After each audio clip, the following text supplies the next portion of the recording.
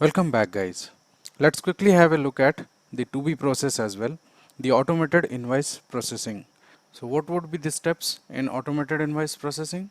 Importing all the documents which we collected from different mediums like emails, hard copies, fax, identifying them as PO or non-PO, and then the most important step would be the OCR validation and database lookups. So this is the step we are most interested in, wherein we will be collecting the data from the received invoices using OCR. Once the data is picked up from the scanned copies or the PDFs, this would be a structured data collected in the form of Excel, which can be consumed by any RPA tool to automate the process of invoicing.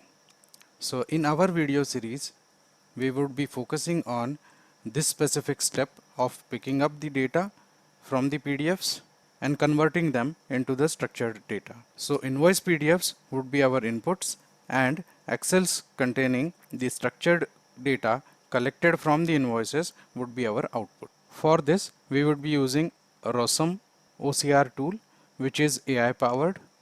It's a cloud-based application which uses artificial intelligence to replicate the human approach to the data extraction from business document. It uses AI to capture the business data like human, sets account payable workflows that reduces manual data entry and avoid error-prone OCR rules and templates.